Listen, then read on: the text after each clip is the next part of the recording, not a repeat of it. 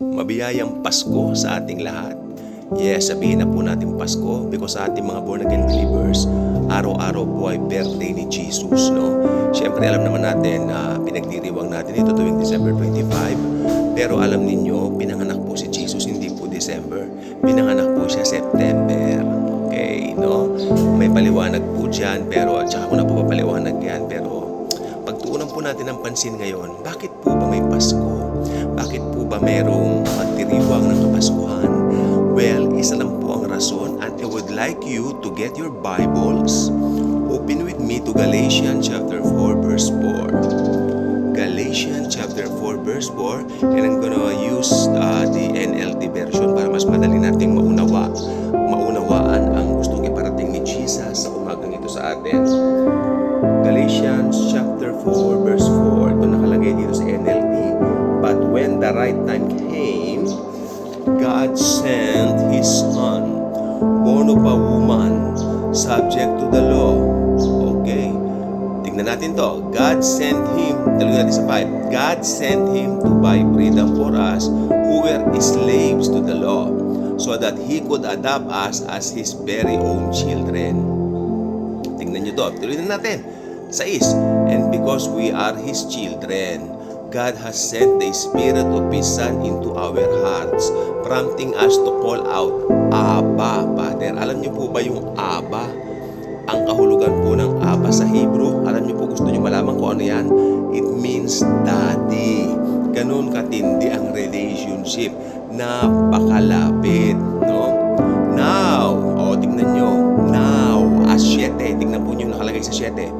Hindi ko sinabing now 7, ano? Now, tingnan natin sa verse 7 ako. Now, you are no longer a slave, but God's own child. And since you are His child, God has made you His heir. Okay? Maliwanag po ba?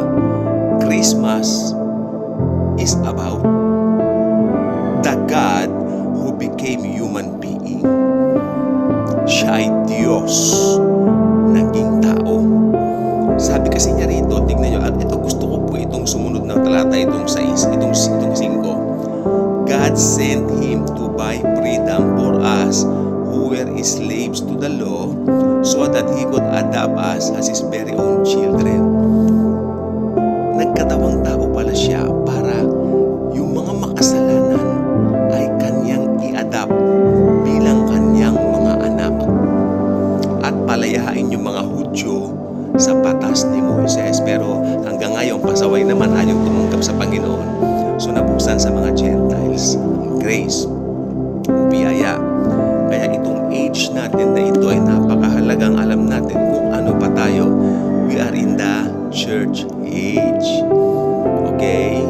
At tayo po ngayon ay nag-i-enjoy ng mga biyaya at mga kapakinabangan doon sa ginawa ng Lord Jesus sa krus ng Kalbaryo. Okay? At isa pa po, tingnan po nating mabuti, ang Kapaskuhan ay kay Jesus lamang.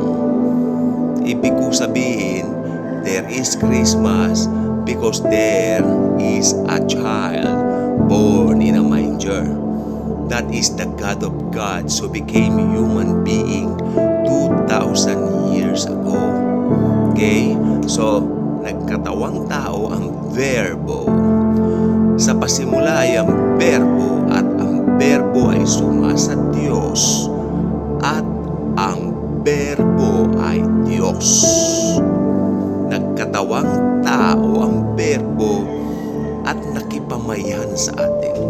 Hindi ba kayo natutuwa? Ang Diyos na nag-create ng buong galaxy, ng buong sanlibutan, no?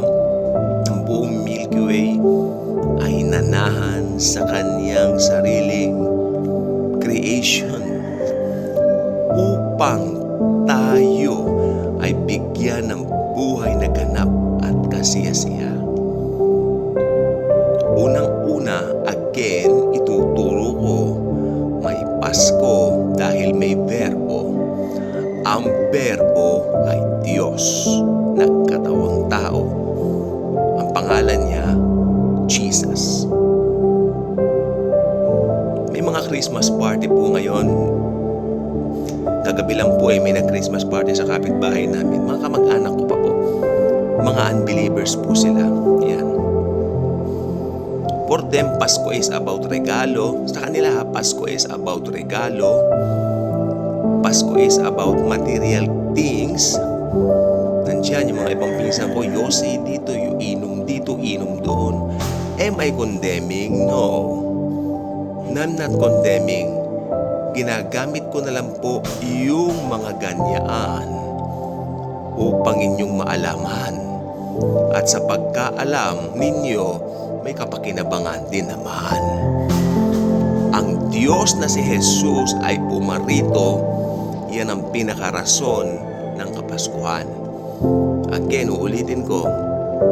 Ang Diyos na si Jesus ay pumarito sa kanyang sariling creation upang tayo ay iligtas sa kasalanan. Yun ang pinakamahalagang puso ng kanyang misyon sa lupa. Ministry sa lupa. At sa kagandahang loob na rin ni Jesus, naganap na niya ang lahat. Kaya kung sino man ang lalapit sa kanya ng may buong pananampalataya, tatanggapin siya bilang Lord and Savior, bilang personal na Lord and personal na Savior ng kanyang buhay. Paniniwalaan niya na si Jesus lamang ang kaligtasan, sapat na yung ginawa ni Jesus sa krus ng Kalbaryo.